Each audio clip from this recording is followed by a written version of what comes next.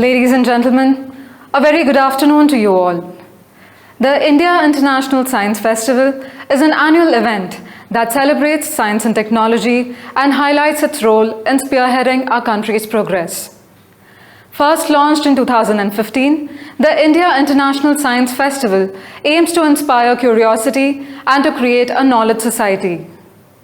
With a combination of seminars, workshops, exhibitions, lectures, and interactive dialogues, it attempts to motivate the public to engage with science.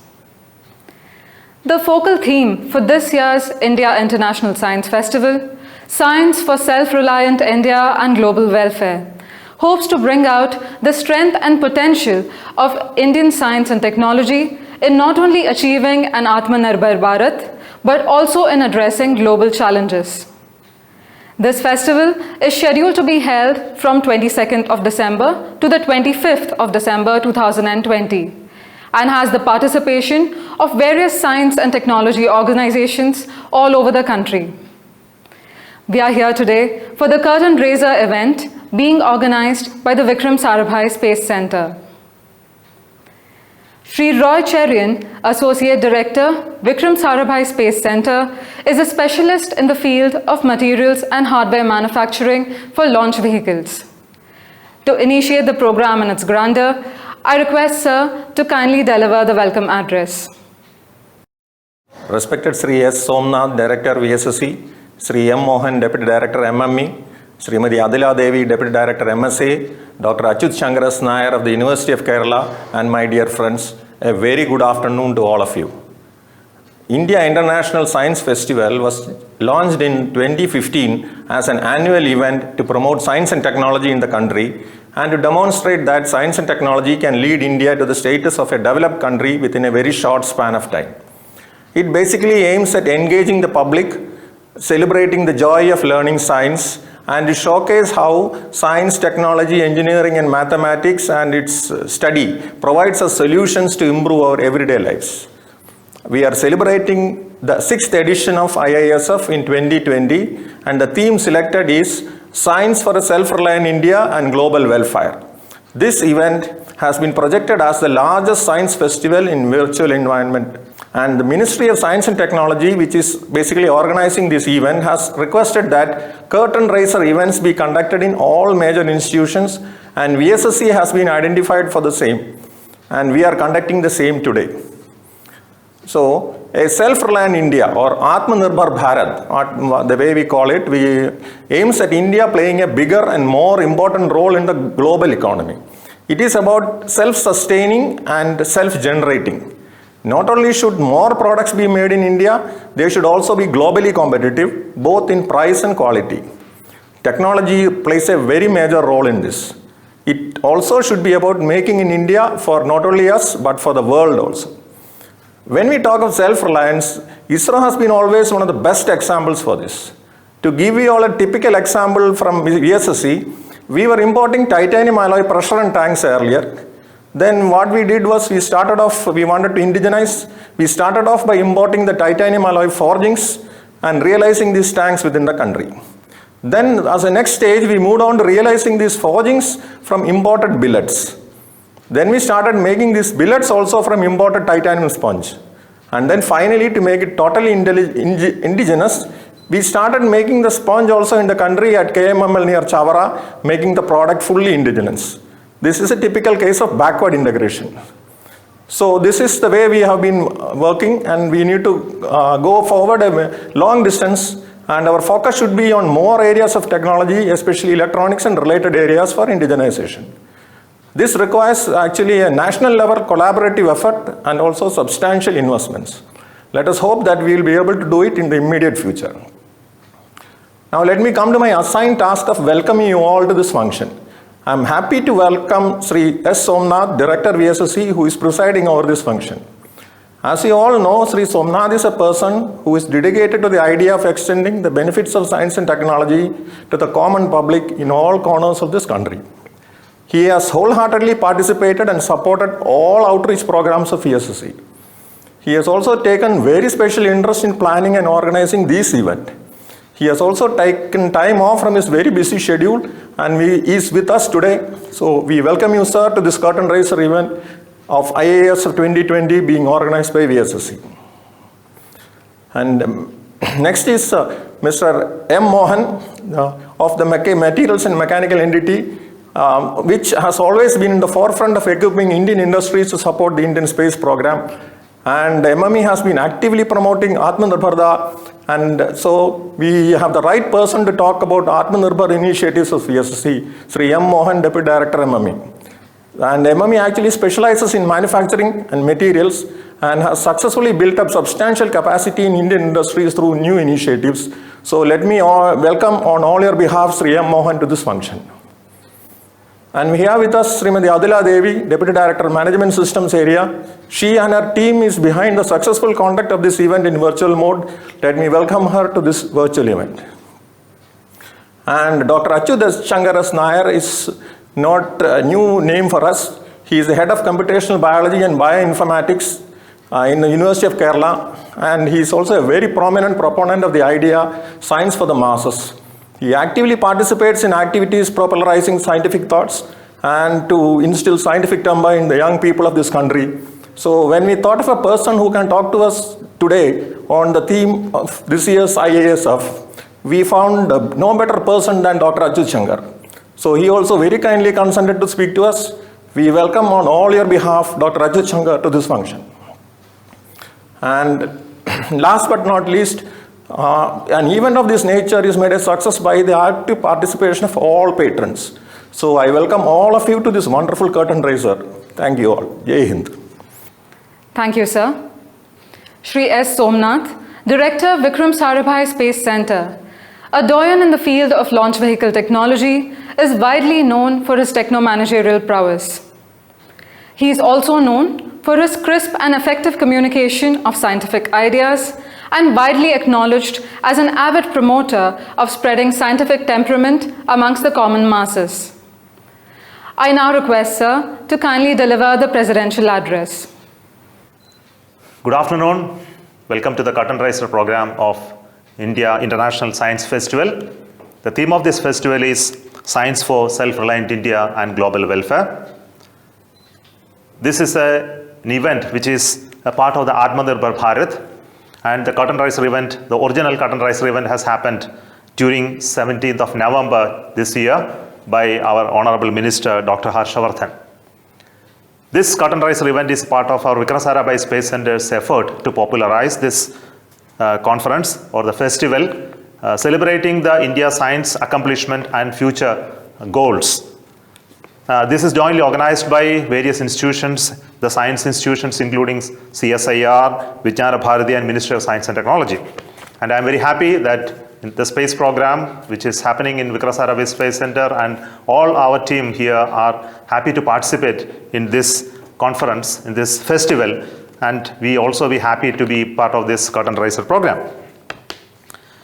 It's very interesting that the theme of this event is Science for Self-Reliant India and Global Welfare. To be stated like this, Atmanirbhar Bharataya Vishwakalyanaya cha Vijnanam. It speaks about how science and technology should be beneficial to the society, whatever we do, and should be equally beneficial to the global community. This has been our tradition. This has been the tradition of this culture, the culture of India, that whatever we do should be beneficial for the whole nation, the whole country, the whole world. If you look at the historical data related to our science and technology growth in this country, we will be really amazed by the work done by our forefathers. In various disciplines, in the disciplines of medical treatment, in the disciplines of metallurgy, in trying to understand how the universe came about, how it evolved, planetary science and the astronomy, the contributions that has happened, and various other science that came out, mathematics for example. I think a lot of work was done thousands of years back in this country, and this basic knowledge and science that was created at that time became the source of further expansion of science and technology in the Western world. And now it came back to us in some form or the other. Midway in our society, some of the cultures and abilities to develop science and technology and fundamental work has really came down The earlier times rishis, who were the scientists at that time, are no longer existent. So it is our endeavor in this country to create once again the scientific temper and take forward this leadership we once had. This is the whole purpose of the India International Science Festival. If you look at the recent times, post-independence, just prior to independence, many great scientists has contributed to the development of science and technology in this country. Many of them are well known to you. Some of them may not be well known to many of you. Let me take this opportunity to salute some of those great men and women in science and technology who have contributed. For example, Baba, who has been one of the important figure in developing capability in nuclear science. Sarabhai, for example, in space technology. J.C. Bose, C.V. Raman, Shri Swaminathan, Dr. Swaminathan, who contributed to the agricultural revolution in this country. Patnagar, who created the entire series of chains of laboratories to work on industry and science interactions. And Dr. APJ Kalam, who came out of ISRO and then later took leadership in creating capability in missile technology and space technology.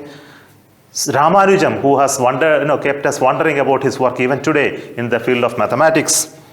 And many of our Indian origin scientists have been working abroad and contributing to the greater cause of science and to the welfare of the world, which included Hargobind Khorana, who contributed in the understanding of the genes, Subramanian Chandrasekhar, who contributed in the understanding of the evolution of the universe, and they brought out wonderful theories on black hole evolution.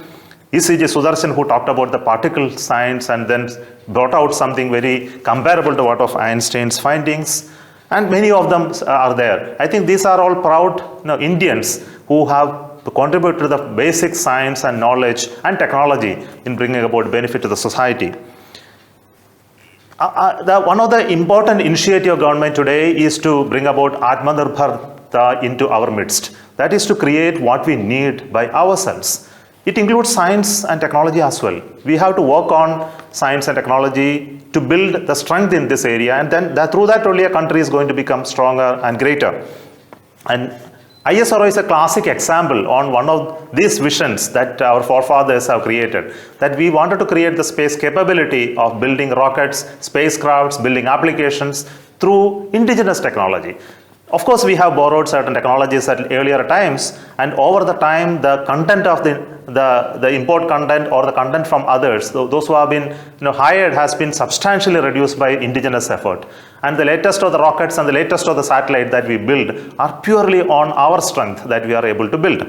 But of course, we have various efforts that are required to bring about a large gap still existing between the worlds that are talking about high-end science and India, who is still able to reach up to that level.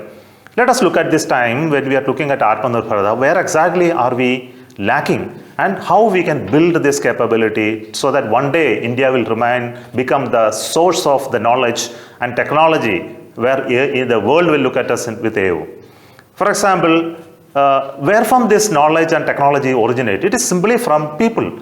The ability of our Indians, our brothers and sisters to bring about quantum changes in science and technology will come out only when our educational system is really improved.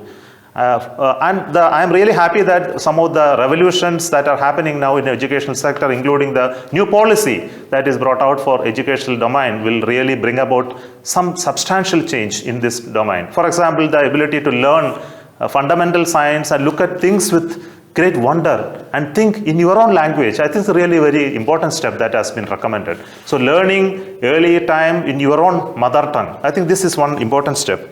Similarly, we have to develop scientific temperament in this country. Whenever science go back and other forces come forward, is only when we lack in scientific temperament.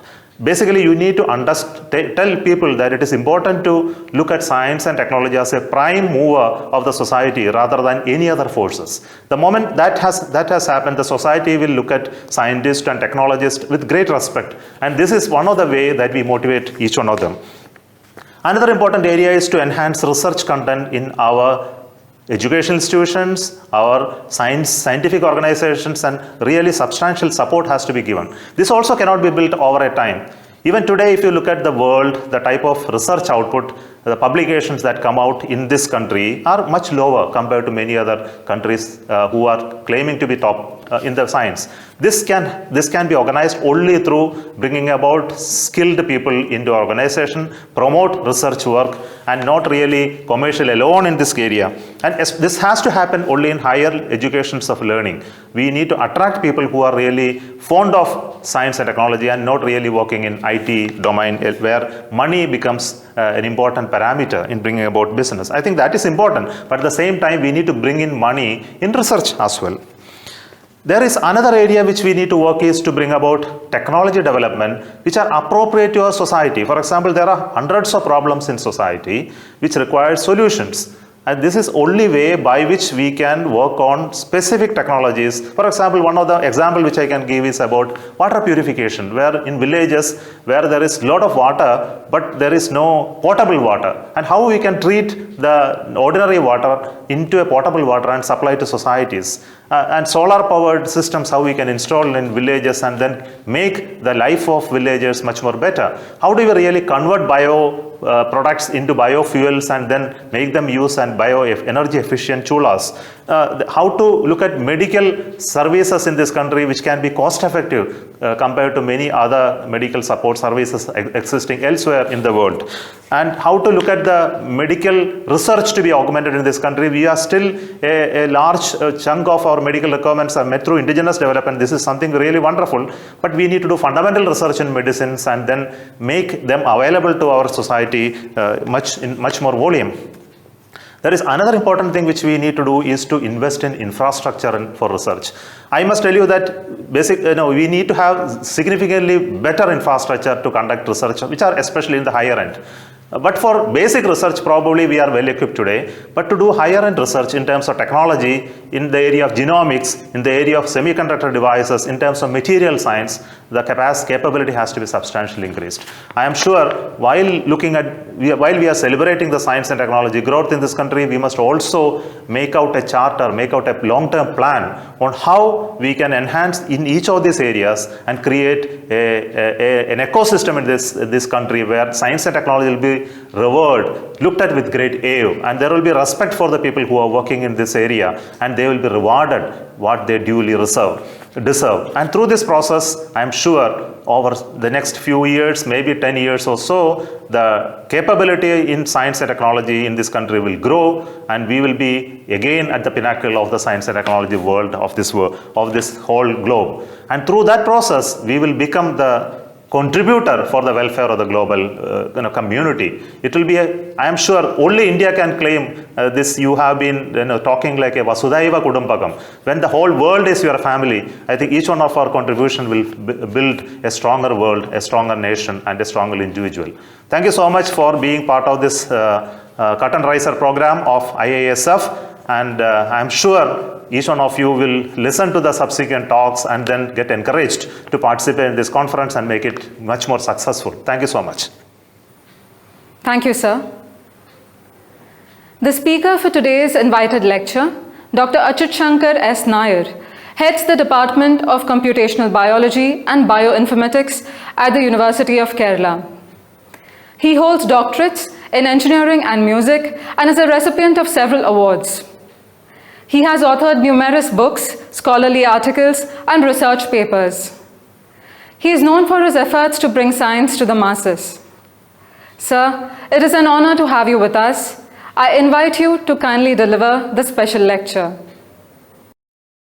Namaskaram to one and all.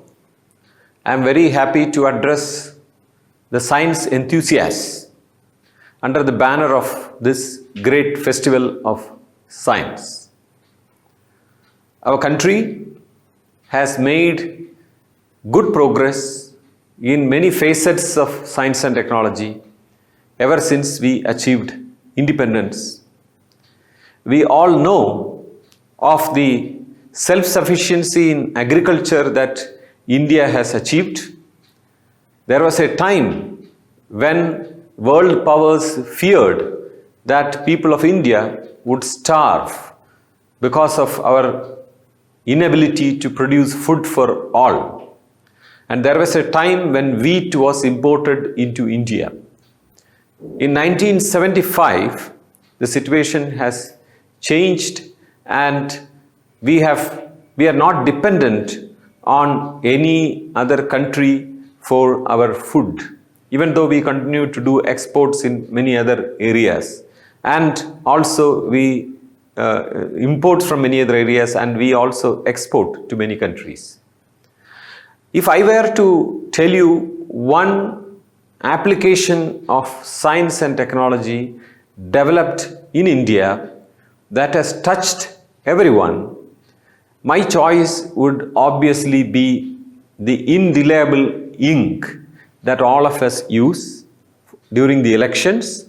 We carry this mark on our body, and friends, let us be proud that this indelible ink is a result of research and development from our proud CSIR laboratories.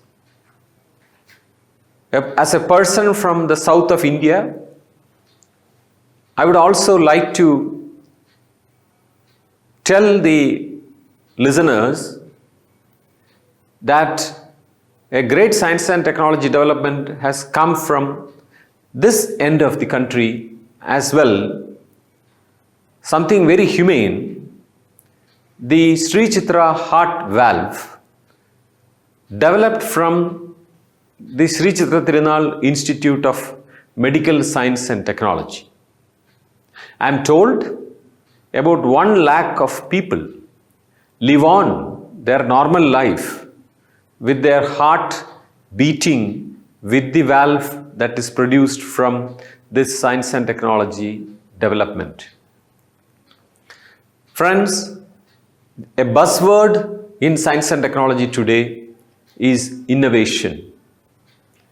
Innovation is new science and technology which has industrial applications, which also has economic value. And when we hear of this word, we first think of very high-tech science and technology developments. For example, the mobile phone is perhaps the most cited example of innovation.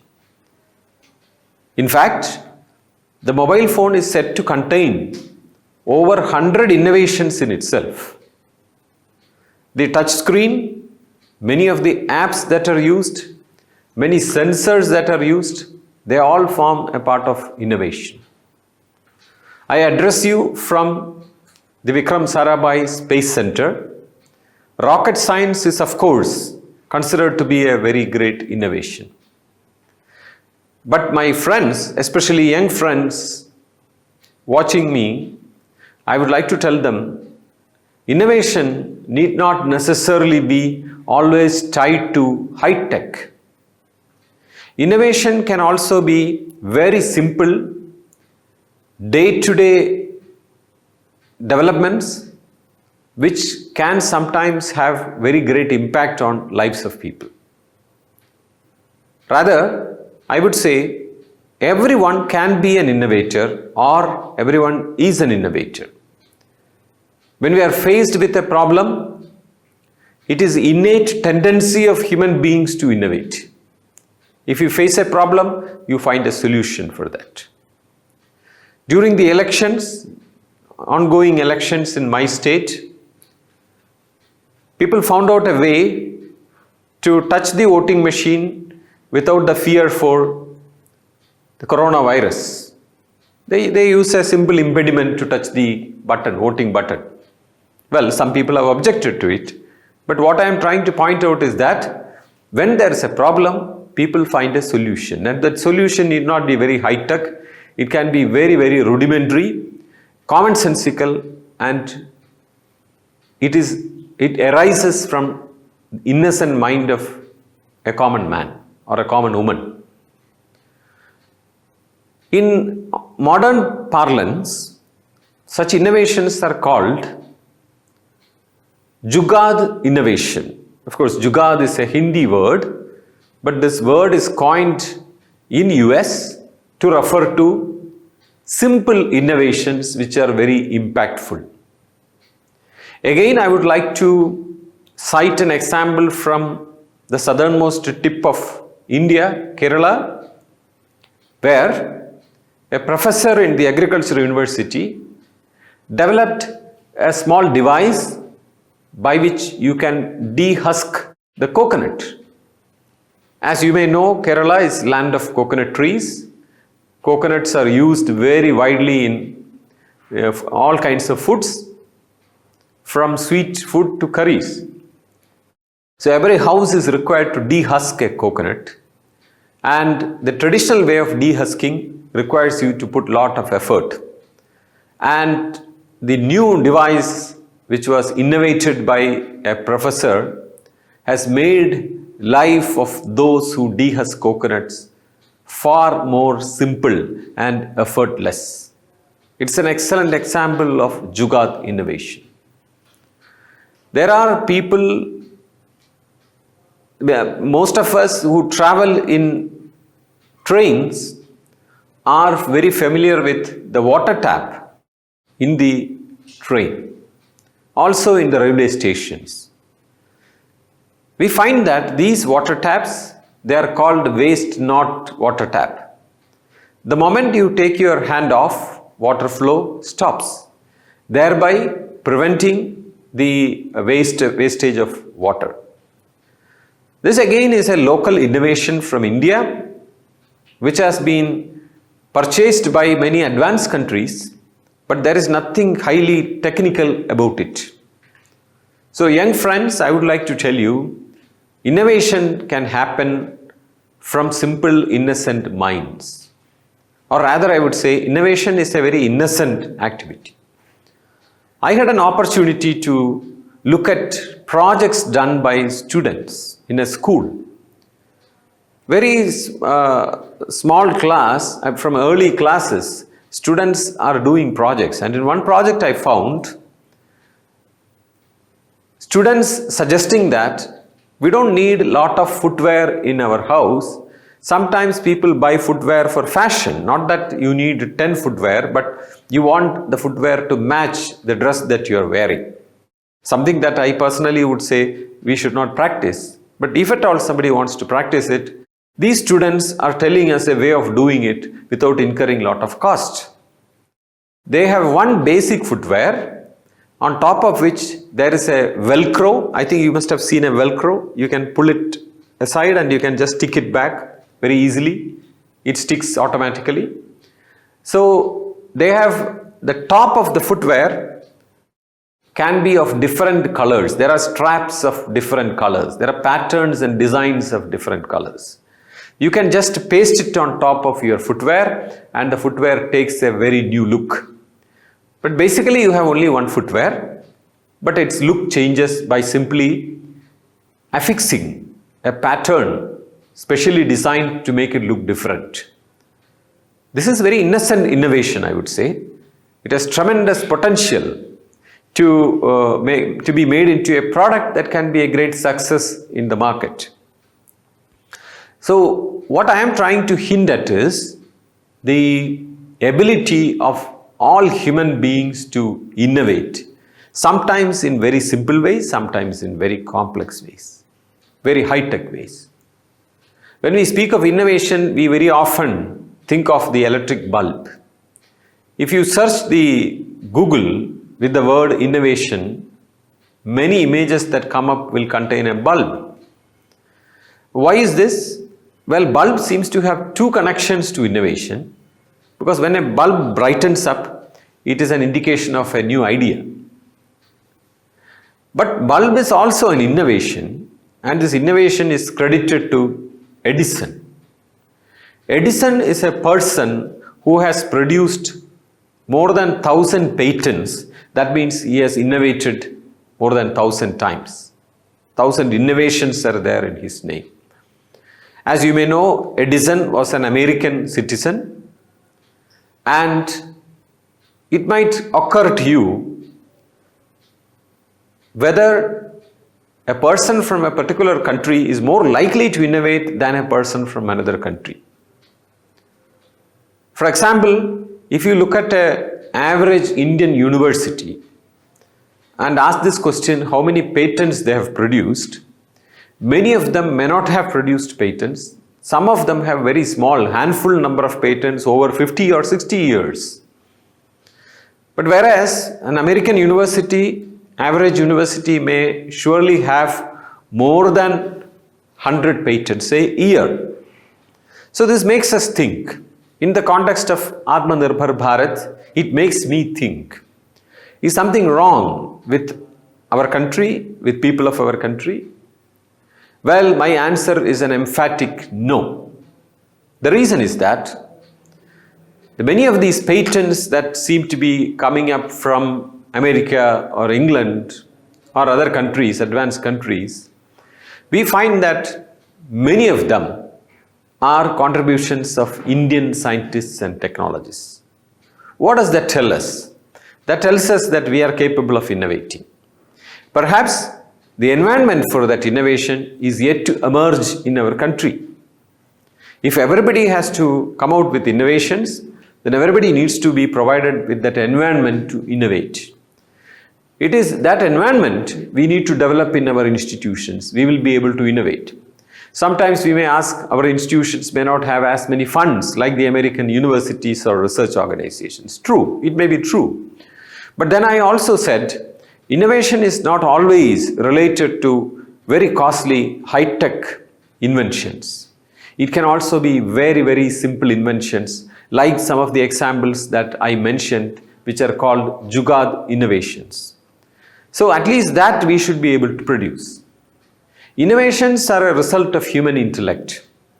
And in fairness to all ideas of God and all ideas of equality, I think that intellect is spread uniformly around the globe. But the intellect to produce innovation needs an environment. That environment is the responsibility of each country, the administration of each country, the political leadership of each country to produce. If they take effort to do that, then innovation will rise. Atmanirbhar Bharat is a scheme exactly to do that. We find that after the scheme is announced, personal care equipment sector in India has suddenly jumped up and has become number 2 in the world after China. What does this show? This shows that if environment, encouragement and facilitation is given, the youth of India, the scientific force of India, the technological workforce of India can innovate. There is no doubt about it. I already mentioned I am speaking from the floor of Vikram Sarabhai Space Center. The space technology is, of course, a very high-tech area.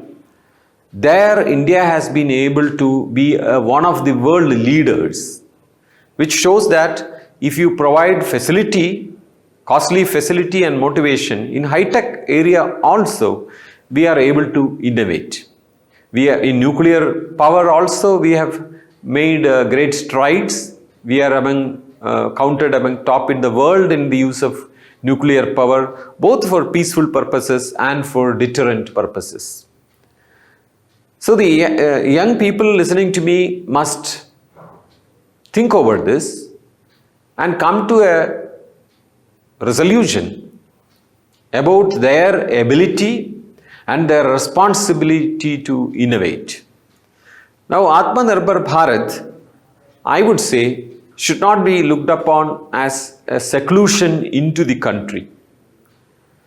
India, as a human resource superpower, has a responsibility to discharge to the country as well as to the world.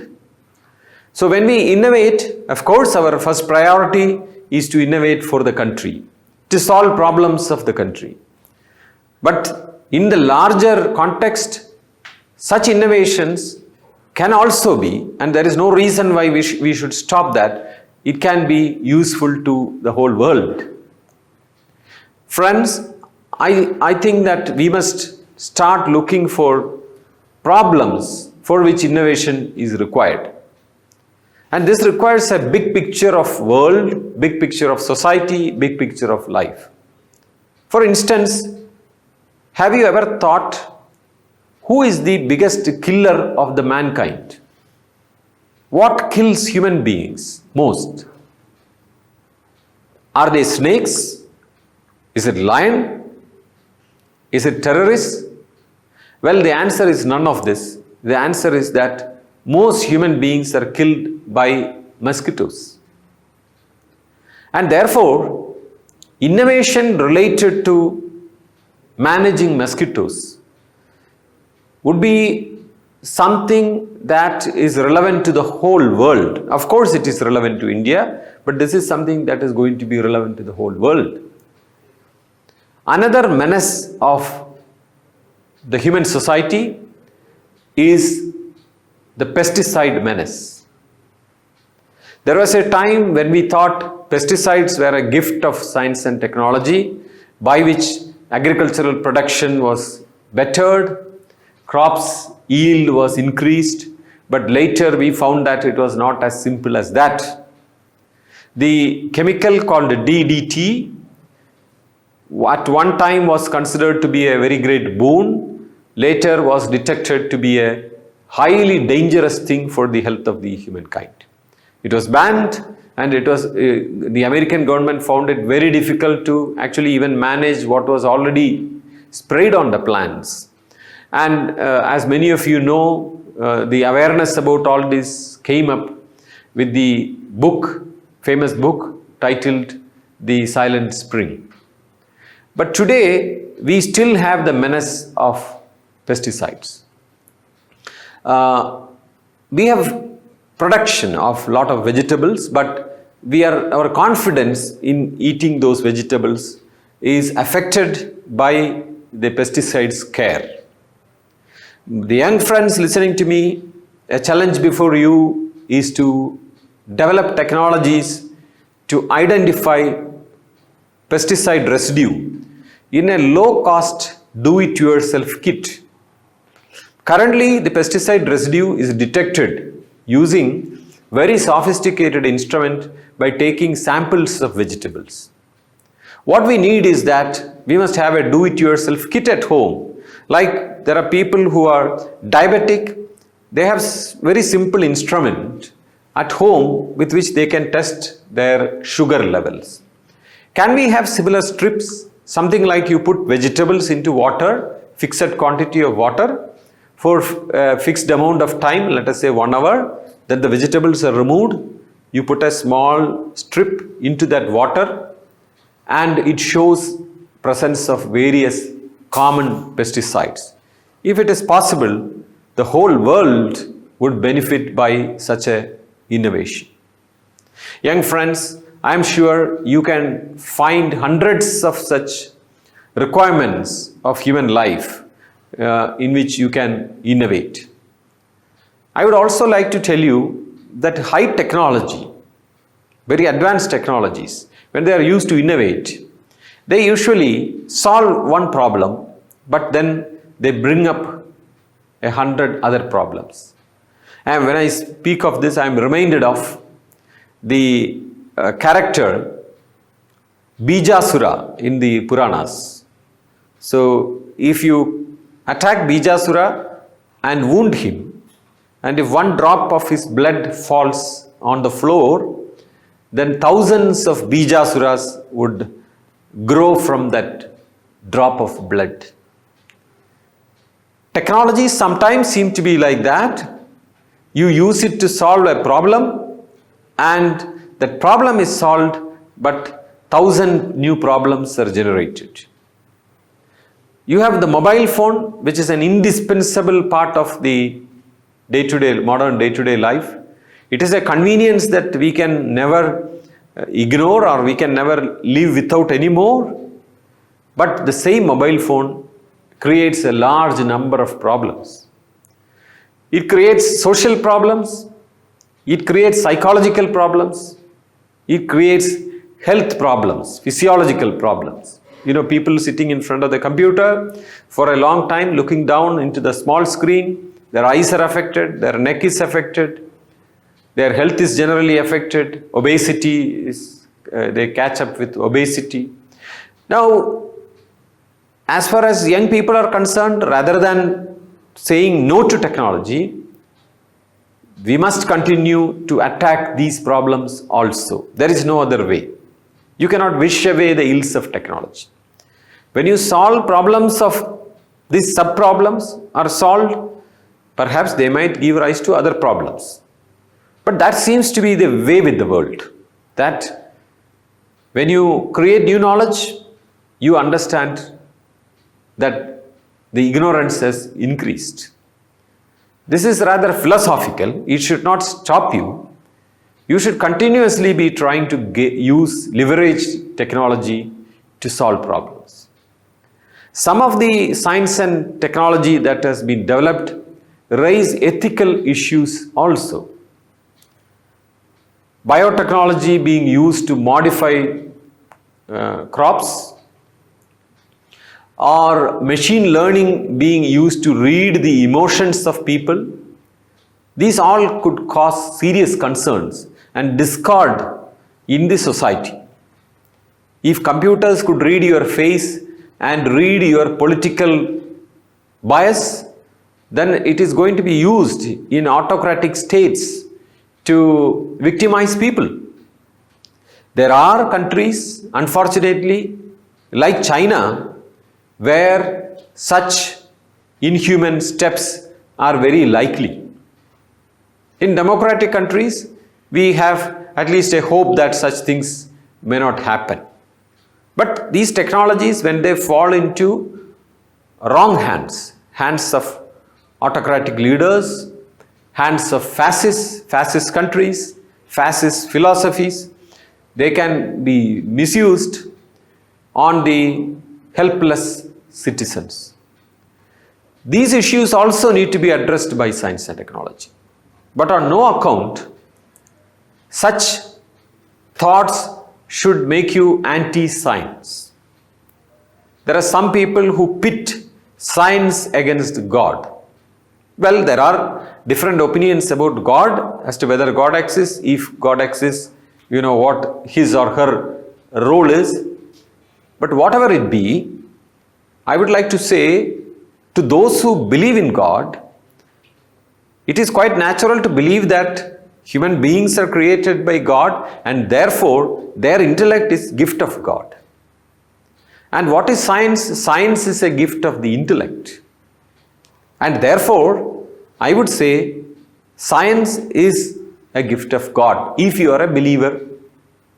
Otherwise, this issue does not arise. So do not pit science against nature or against God, against beliefs. Science is a part of nature. Scientific knowledge is a part of nature. Man or woman is a part of nature. Their intellect is a part of nature. And science progresses through the human intellect. It is not against nature. It is not against God. But having said that, the intellect has the ability to be critical. And therefore, we must be critical of science. We must be critical, I would say we must be critical of everything. Because being critical takes you closer to truth.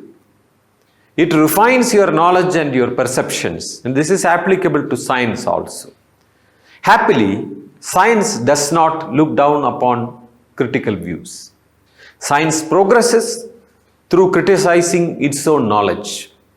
It continuously transforms its own knowledge by means of criticism, backed by facts and experiments, not by emotions and beliefs, but by facts and experiments. So we progress.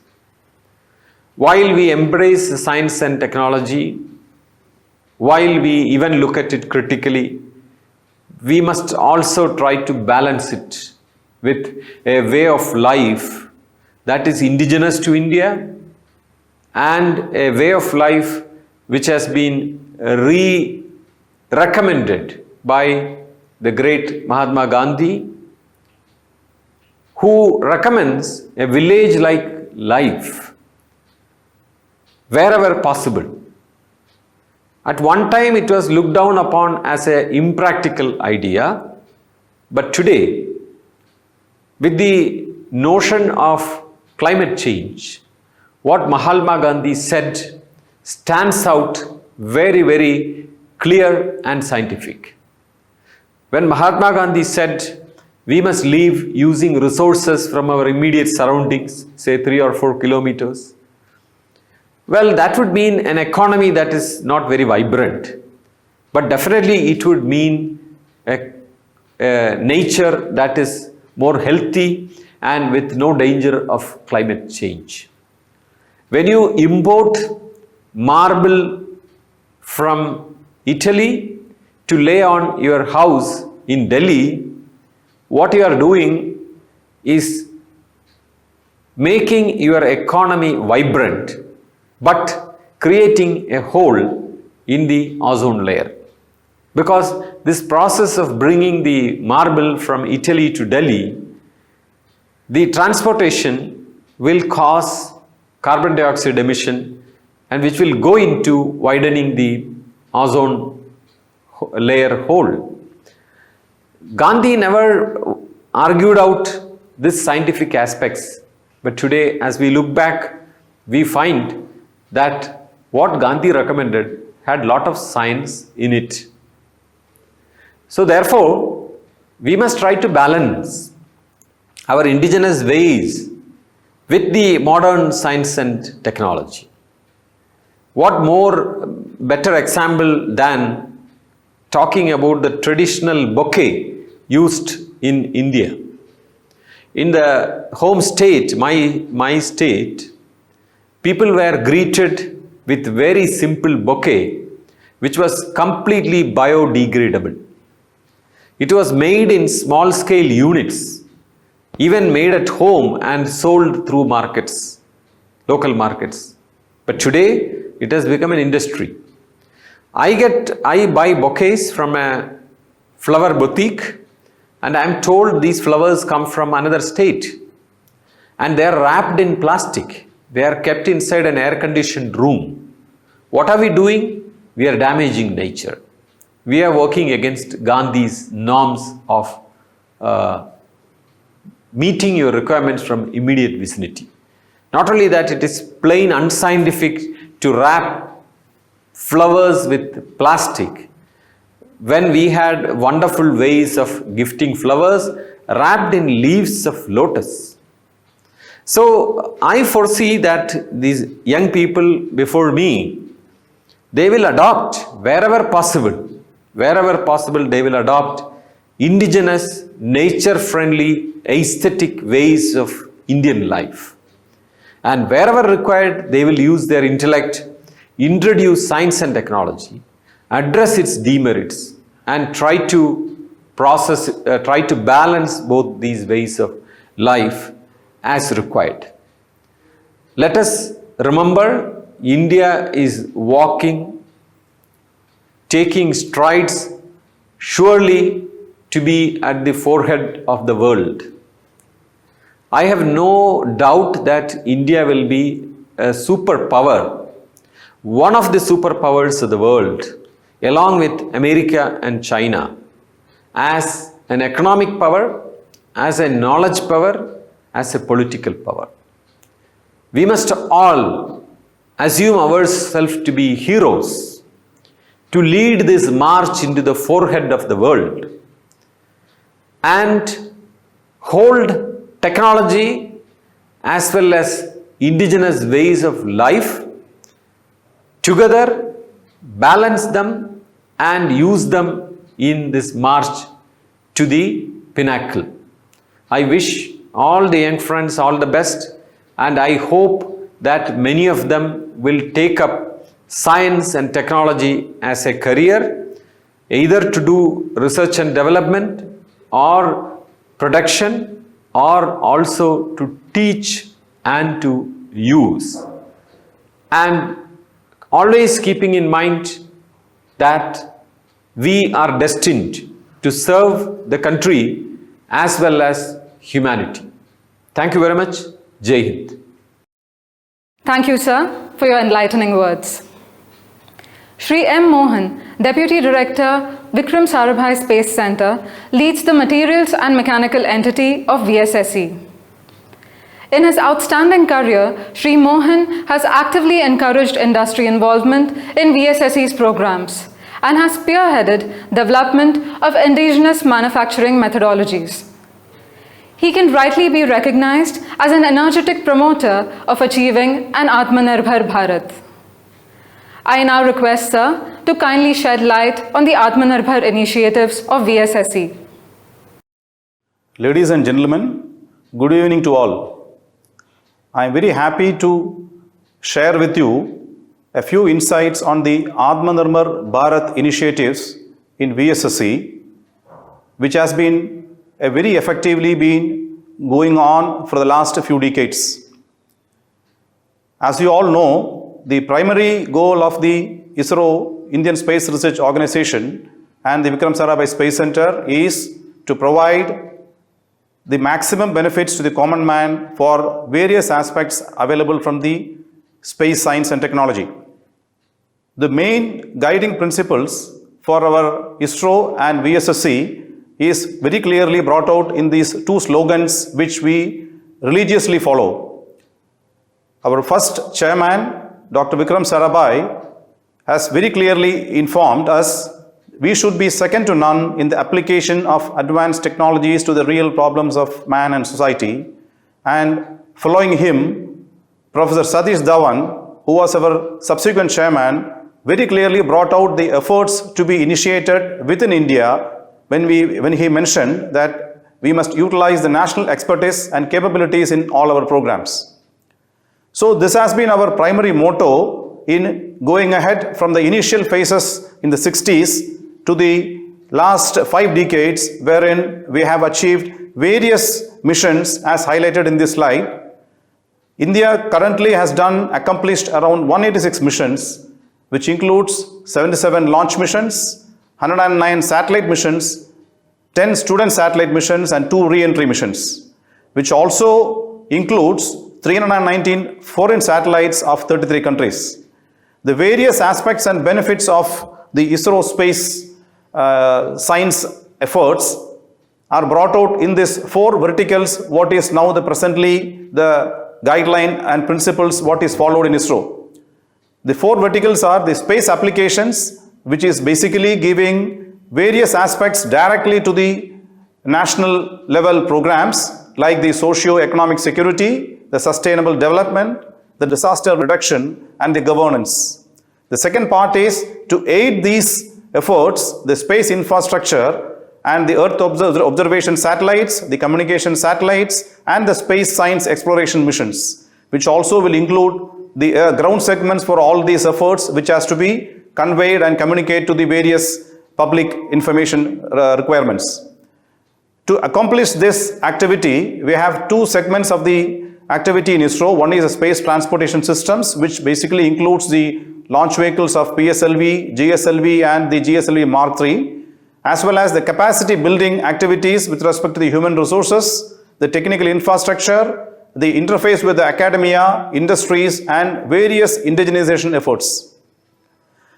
If you look at the overall space application benefits to the mankind and especially the nation, we can look at various segments what is highlighted here. The Indian National Satellite Program, INSAT program, brought out the major segments on telecommunication, TV broadcasting, search and rescue, and more importantly, meteorological and cyclone warning services.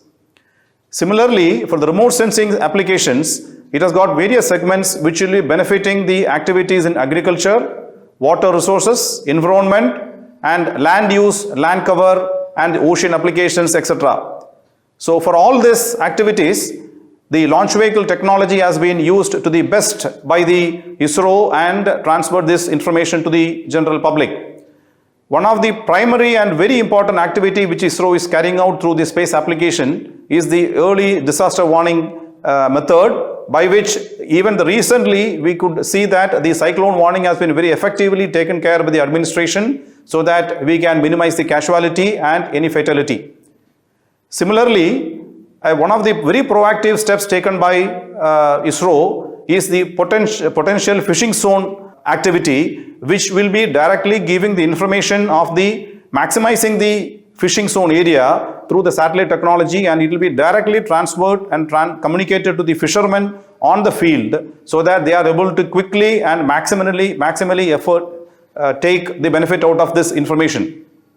Similarly, another major segment which ISRO has brought out recently is the Bhuvan Gateway to Geospatial World, which is probably we can call it as a Desi Google, wherein we have various segments which is available as good as Google, only probably we have to disseminate this information and market it more effectively for the national public to more effectively utilize this opportunity and technology. The Bhuvan has got all the aspects of navigation and finding out the various resources with respect to even the agriculture related or the forest related or the soil related information. All the thematic services as well as geoprocessing services are available in the segment. It is available in the ISRO website, wherein we have to register it and then start utilizing it. For accomplishing various space application benefits from our space program, it is essentially done through the space transportation systems, which is basically the rockets, what ISRO is capable of building and launching to place precisely the spacecrafts in the intended orbit, which is initially starting from the SLV-3 and now coming up to the GSLV Mark 3, which is around 4 tons, which can be launched for the communication satellite requirements of 4 tons. And for accomplishing this, we are basically ISRO by itself, from the initial phase itself, as I have mentioned, the Atmanirbhar Bharath or the self-reliant India goal has been very, very effectively utilized by ISRO in various aspects, especially the space economy, the infrastructure development, the technology development, the skill development, and also to scale up the demands for the national requirements. And I just would like to take you through the infrastructure developed by VSSC in the Indian industries.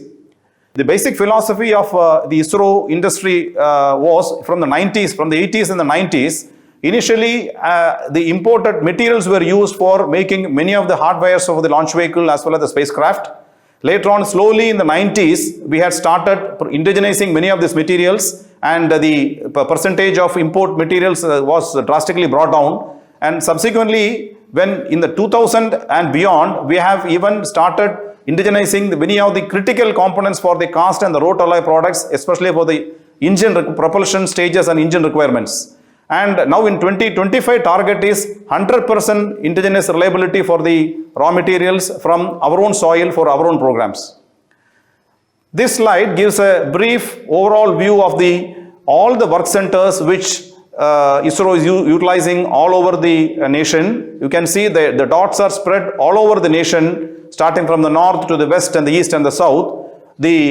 Basically, one of the primary requirements for any industry to meet the requirements of a spacecraft or a launch vehicle requirement is extremely high quality requirements. Though the quantity requirements are going to be not very high, the quality requirements are very stringent, and that is one of the main requirements which any industry will need to come up to the requirement or to meet the requirement of ISRO.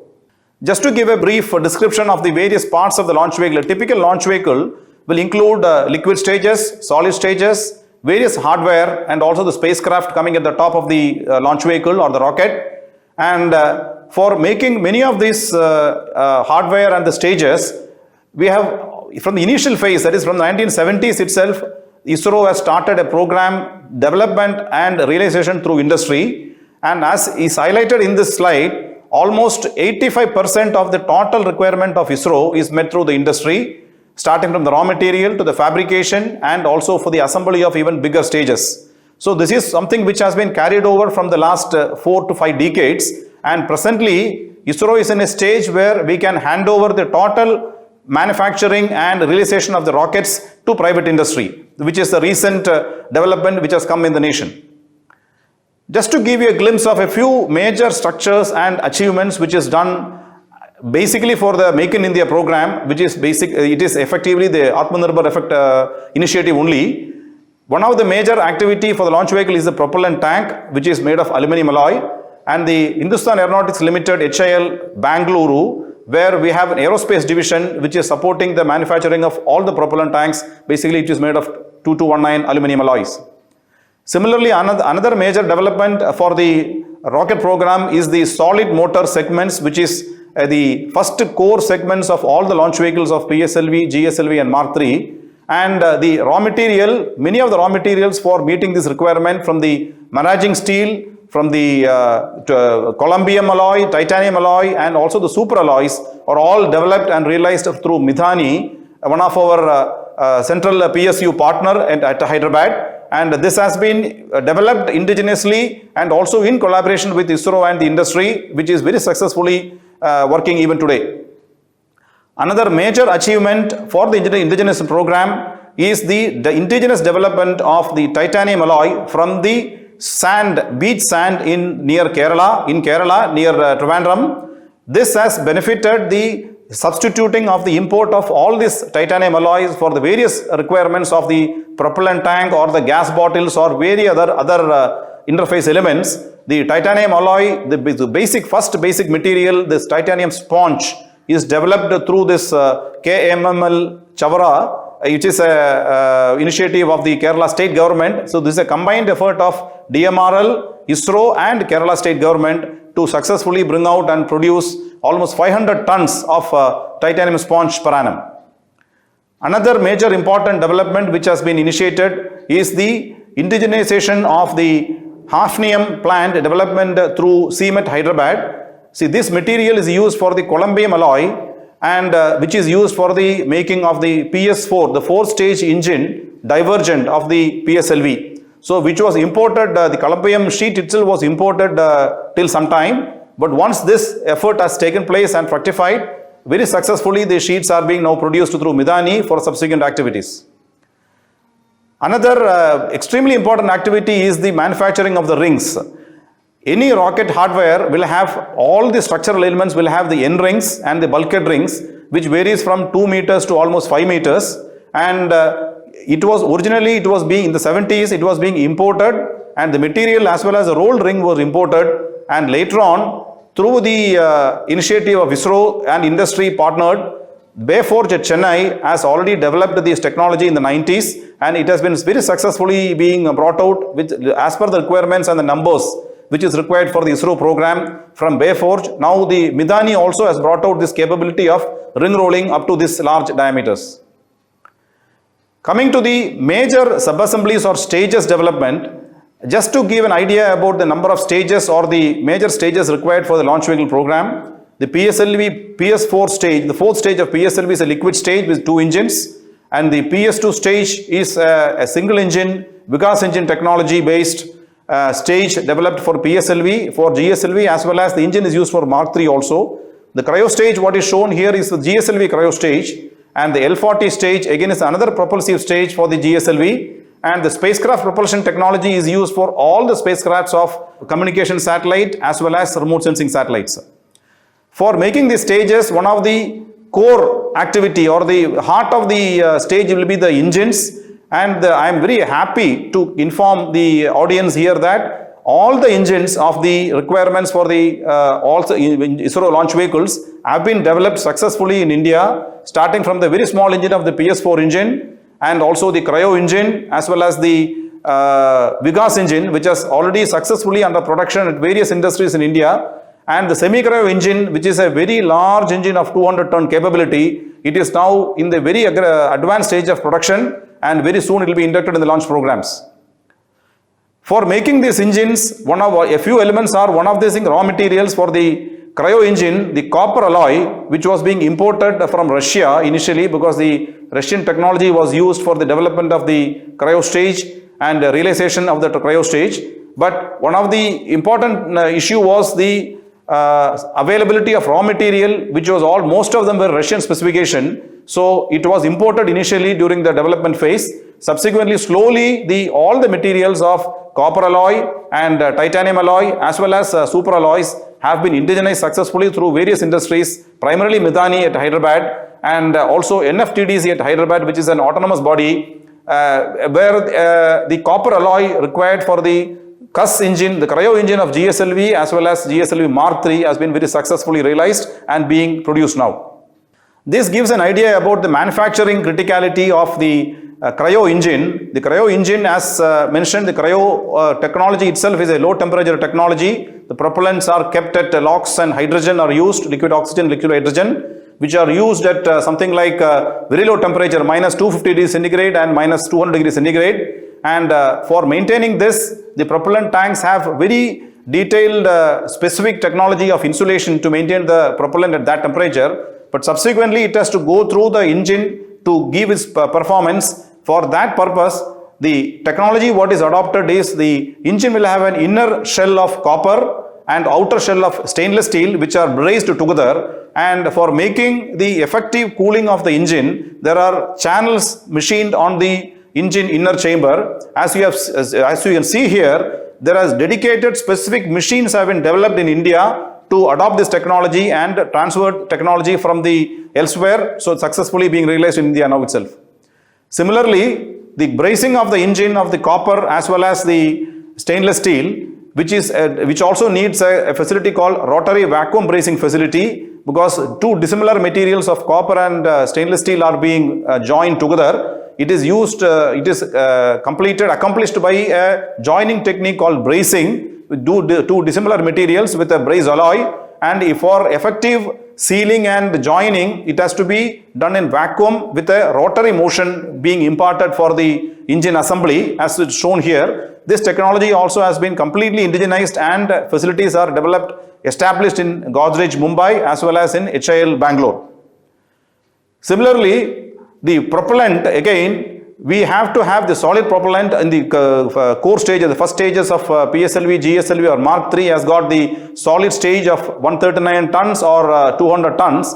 For that, the binder, it's called HTPB binder, which is being used for the along with the fuel ammonium perchlorate, which is again indigenously produced by our own facility, ISRO facility at Kochi. And for supporting this activity, the HTPB production has been transferred to industry, which is very successfully accomplished now. Similarly, the various other products are being developed. One of the very important product is the bonding material for the resin, which is called Pf108 resin. This resin is used for the fixing of the insulation, the liners and the inserts on the nozzles and the motor segments, which also has been transferred to industry and successfully accomplished. Now, a few technology which has been developed indigenously and transferred to industry, I would like to take you through that. And one of the major development, very significant development is the the accomplishment of the development of the maraging steel, which is a very unique material used for the first stages of PSLV, GSLV and Mark III. And it is used because of its very unique characteristics of fracture toughness as well as very high strength. And this is very successfully brought out. The alloying is effectively done at Midani. Subsequently, the rolling of plates are done at BSP and RSP at within the country, and has been used successfully for various missions. Similarly, various aluminum alloys are also being used, ranging from 2014 and 2219. Basically, this 2014 series are used for all the structures and the payload fairing, as well as various other interstage bracketries and interface elements. And the AA2219 aluminum alloy is used for the propellant tank, for all the liquid stage propellant tank as well as cryo stage propellant tank. All these elements have been now indigenously developed and being used for all the launch vehicles. Another material which has been successfully indigenized is the titanium alloy. As I mentioned, many of the titanium alloy and special materials were part of the import substitutes from either from the Russian technology or from the European technology, and these materials had to be specifically meeting for many requirements of design as well as production. And similarly to the early other materials, Midani and also a few industries like Brahmos as well as SIFL in Kerala and Bharath 4 in Chennai, all of them have been now brought to the level of accomplishment for meeting these requirements. And using many of these super alloys or stainless steel or even titanium alloy, we need to make many castings, because many of the shapes, components for the engines as well as the stages require special alloys and castings, because it cannot be machined by the normal route of fabrication from a rod product, and then machining out to a complex shape is not very practically feasible. In such cases, what is adopted is to straight away near nut shaped forgings and machining, or we go straight away to the castings. And this is one activity which is very effectively accomplished through various industries in India. And the advanced technology of the additive manufacturing or 3D printing also has been brought out to a level of maturity recently so that it can replace many of these components. As you all know, similar to the re-entry missions, what is accomplished or achieved by many other nations elsewhere in the world, ISRO started its own re-entry mission in 2007 by the successful recovery of the Space Capsule Recovery Experiment SRE-1 in 2007, and following which we had the human space preliminary studies called the CARE mission, Crew Module Atmospheric Re-entry Experiment. It's called CARE module. This also was accomplished in 2014-15 timeframe. One of the very important requirement for these re-entry missions are the thermal protection system. The thermal protection system was a guarded technology available elsewhere, but it has to be started from the scratch and designed by our own teams and system experts and engineers. And it was successfully the silica tiles, which are one of the very important thermal insulation material, thermal protection system material for the re-entry capsules of both SRE as well as CARE mission, and also for the mission like the re-entry launch vehicle experiment, the RLV, which is a similar shaped vehicle equivalent to the space shuttle. Of course, it is an unmanned proposal what ISRO is now developing, and for these vehicles of re-entry missions, the silica tile has been very successfully developed indigenously within ISRO, subsequently transferred to the industry at Chennai and being used for all the re-entry missions now. Similarly, for the many of the small components and control elements for the liquid engine as well as for the spacecraft, the magnetic materials are required, and which are again a very guarded technology being available only from a few countries. But we are very successfully developed through the support of DRDO, and it is being now developed and being used, produced for our own requirements from NFTDC at Hyderabad as well as DMRL at Hyderabad. Similarly, for the weight reduction of many components used in the launch vehicle, especially in the upper stages, which has got a direct impact in the the spacecraft mass, magnesium alloys are also preferred, and which are basically used for the electronics housings and many of the interface elements for the making the equipment bay hardware, which is the upper stage of the launch vehicles of all the launch vehicles of ISRO. Specifically, the two alloys are used. One is AZ92 and AZ31, which are used for the electronic chassis, and which has got a real benefit of almost 30% mass reduction for those components which are being inducted, and this is successfully indigenized through the industries in India. Another important activity which has been very successfully indigenized is the fasteners. See, the fasteners, something like 4 lakh fasteners are used in one launch vehicle typically, and which varies from various types of fasteners of nuts and bolts, rivets, then self-locking nuts, anchor nuts, various varieties, and shear bolts, various varieties of fasteners are there, and the sizes range from something like 5 mm diameter to something like 30 mm diameter, and which was very strategic development activity taken up in India through the industry, and very successfully accomplished in the last 1.5 decades, 2 decades. And now I can proudly say almost 95% of the fasteners required for our launch vehicle and spacecraft are completely indigenized and delivered by our own industry. A few other different activities. One of the activities on the flex nozzle, the solid motors of the S200 stage in GSLV Mark III as well as in the PSLV PS3 stage are designed in such a way for the control of the rocket from that stages. Flexible nozzles are used, seals are used between the motor and the nozzle. So, to attachment as requires special rubber material which very good stiffness as per requirement, and which has been very successfully transferred to the technology has been transferred to the industry and realized for all the launch vehicles through industry itself. Similarly, in the electronic side, one of the very large usage of one part is the connector.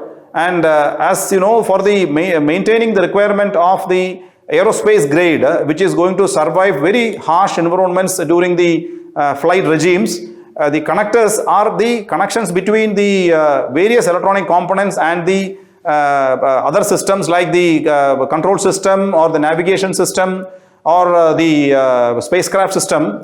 The connectors are subjected to severe vibrations and dynamic displacements kind of thing. and it needs very specific standard, mill standard components have to be used, which were large quantity was being imported once upon a time. And I am very happy to inform the audience that this has been very successfully indigenized through the Indian industries, and since around a decade onwards, slowly the different types of connectors have been indigenized, and now almost 100% of the connectors are from the Indian industries by our own technology. Similarly, one of the very sensitive and strategic parts are for the inertial systems in the launch vehicle. The navigation systems and control systems use many sensors, inertial sensors, which were being traditionally imported. And recently, by continued efforts on the indigenization program, I am very glad to inform that one of the most critical activity of the encoder, the DC-DC converter, the transducers, and various other bearings have been successfully indigenized through the industry, and it has got a huge saving per year, something like 50 crore can be saved annually, and this is one of the very successful indigenization efforts taken by ISRO. If you're looking at the lot of technology which has been developed and realized in India, in the ISRO, and it doesn't get a full effort of this, it will be transferred to the industry only by the technology transfer and the more role by the industry, so that it will be available to the various other activities with respect to the industries, in not only space industry, other industries also. So one of the initial phase itself, one of the motto from ISRO was to transfer whichever technology can be adopted for other means. I was always encouraged to be transferred to the technology to the industry, so that they are able to take it to their appropriate usage and convert it to whatever maximally use it for other purposes. So the various aspects in chemical, in electronics, in optics, in mechanical systems, in various percentage has been used, and very effectively it has been transferred to the industry in the recent past. Also, the technology transfer, various spin-offs are there. Very few important spin-offs are very well known. One is the polyurethane foot for the people who are affected by the loss of limbs, and another one is on the pressure transducer, which has been very successfully indigenized and transferred to the industry. Large number of transducers are used in the industries also, for various industries of boilers and other plants. And this has been transferred to the industry through our own efforts, which was indigenized around 2 decades back. Similarly, for the search and rescue effort, the beacons have been developed by VSSC, and it has been again very effectively transferred to the industry, which is used for the fishermen also. In case of a distress, this can be activated, so that through the satellite network, it will be coming to the rescue team, and they will be able to very quickly arrive at the personnel who is under distress, and they will be able to save them. Overall, I would like to just sum up in this fashion. The empowering India startups also is one of the recent philosophy which ISRO has taken up, initiative ISRO has taken up. Traditionally, ISRO has been utilizing a large percentage of the Indian national level services for various ISRO programs. It is almost 90% as of the ISRO budget itself is effectively transferred to the industry for the various programs of ISRO. But recently, the startups have started contributing in a very significant way, and ISRO has evolved a few areas where specific attention can be drawn and attempted through the startups. One is on the propulsion, not the normal generic propulsion which has been already in vogue, but the green propellant, electric propulsion, and advanced air breathing are 3 areas which has been identified. Similarly, the artificial intelligence and machine learning based information for the crop monitoring and weather forecasting and other space application requirements. And another important thing on the robotics, because ISRO also is now evolving or planning a launch where we will be separating a small module from the spacecraft and capturing it back. So this needs a very high level of AI as well as robotic technology embedded. So this attempt also is being now being passed on to the startups for opportunity and possible feedback from them. In summary, the private participation has got a lot of boost from the space activities by various means all over the last, all over India in the last 5 decades. And the private companies also have been enabled and encouraged to come up to the level of development of technology on their own, so that they are able to bring out very important and critical technologies as well as space-based services. And the recent initiative and opening up of the space sector to private industries also has been a major step towards evolving and encouraging the private industry, private enterprises to come into the launch segment and possibly use our own facilities for launches. And the private sector are encouraged to use the ISRO facilities also for launching in that purposes. And the future projects of various aspects in the area of planetary exploration or even outer space travel, etc. Also, the private sector can bring out various ideas and possibly have a very good partnership with India to take the nation forward to the best ability in the future. So thank you very much for your patient listening to this brief attempt on my part to give an idea on the various initiatives on the self-reliant India from ISRO, which has been one of the primary goal of ISRO all along. And I am sure that we would continue and effectively utilize this opportunity to convert more and more import systems to get manufactured in India in a very reliable and quality, meeting the quality level of space requirements what ISRO demands. Thank you very much. Thank you, sir. Srimati Athula Devi, Deputy Director VSSC, heads the Management Systems Area entity. She has been a guiding force behind this event. I now request ma'am to kindly deliver the vote of thanks.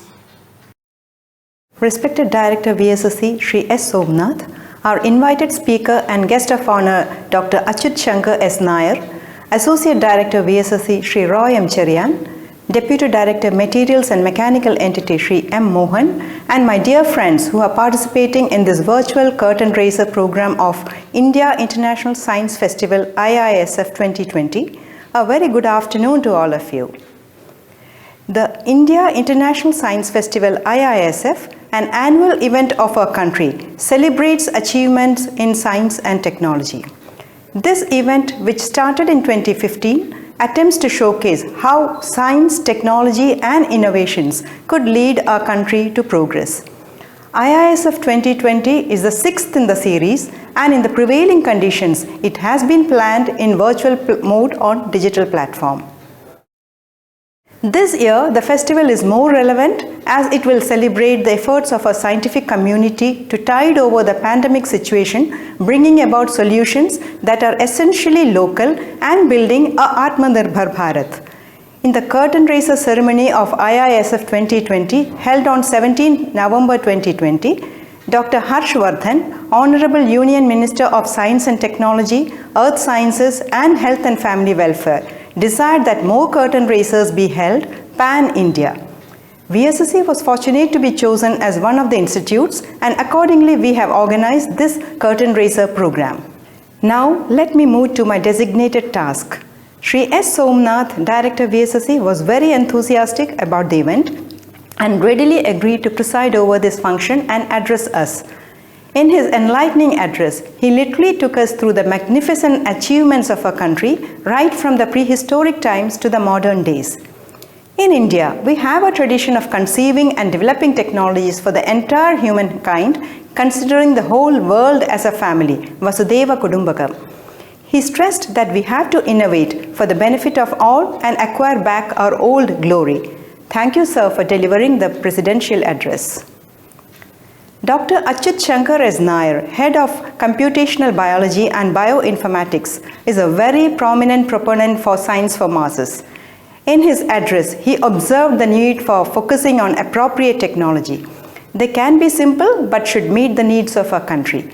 Given the resources, India can deliver wonders. He said we need to focus on innovations looking at the needs of our society without disturbing the balance of nature. We thank you, sir, for accepting our invitation and sparing your valuable time to be with us in this function. Materials and Mechanical Entity of VSSC has always been at the forefront in equipping Indian industries to support Indian space program. MME is the entity specializing in manufacturing and materials, the entity which is ensuring substantial capacity build-up with new initiatives in industries. We had the right person, Shri M. Mohan, Deputy Director MME, to talk to us about Atmanirbhar initiatives of VSSC. Thank you very much, sir, for your very interesting talk. Shri Roy M. Cherian, Associate Director VSSC, has always been a guiding spirit in our endeavors. Today, he initiated the proceedings with an insightful lecture and a warm welcome speech. Thank you very much, sir. Along with this event, there is an outreach program which addresses the +2 students of the schools of Kerala. Our senior scientists and engineers, Dr. K. Rajiv, Shri G. Prasanna, Dr. M. Shanith and Shri Shiju Chandran have taken pains to prepare and deliver excellent lectures which go online along with this program. I sincerely thank all of them for their great efforts. An event of this nature can be successful only by the active participation of all patrons. I sincerely thank all the participants of this program. Our media team led by Shri C.S. Harish has organized this curtain raiser in the virtual mode at a very short notice in a befitting manner. I thank the entire team for their sincere efforts. Finally, a special thanks to Ms. Ankita H. who anchored this program. Thank you and Jai Hind. Thank you, ma'am. With this, we come to an end of the curtain raiser event. We conclude with the hope that the 6th edition of the India International Science Festival fortifies the spirit of scientific inquiry, and that India's development in science and technology propels it towards becoming a global leader. Thank you. Jai Hind.